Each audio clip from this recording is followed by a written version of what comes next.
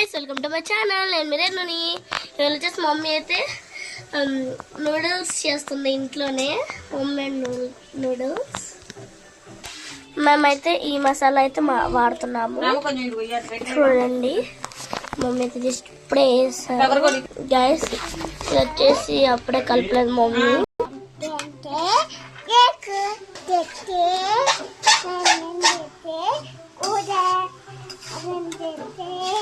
దాంట్లోకి వేయడానికి కోస్తుందంట. ఆల్రెడీ కోసే ఉన్నాయి. అమ్మ నాకు దీని ప్రాసెస్ చెప్తావా? ఫస్ట్ నూడిల్స్ ఉడకబెట్టేసుకొని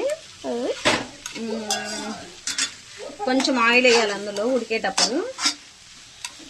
మళ్ళీ నెక్స్ట్ వచ్చేసి అవి కొంచెం కాసేపు ఆరబెట్టాలి.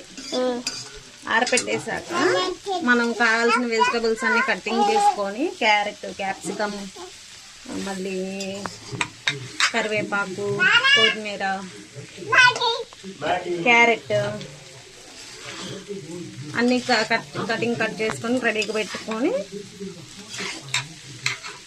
చేయాలి. అన్నీ ఒకదాని ఒకటి ఫ్రై చేసేసుకొని అన్నీ వేసుకోవాలి.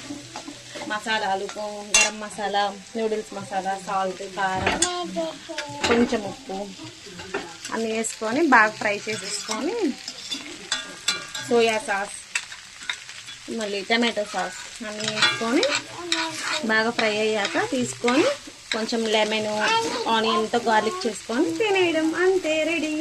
మీరు కూడా ట్రై చేయండి. నాకు వింటుంటేనే నోట్లో నీళ్ళు కారిపోతున్నాయి. చాలా టేస్టీగా ఉంటుంది. మా మమ్మీ అయితే ఫస్ట్ టైం చేస్తున్నారు.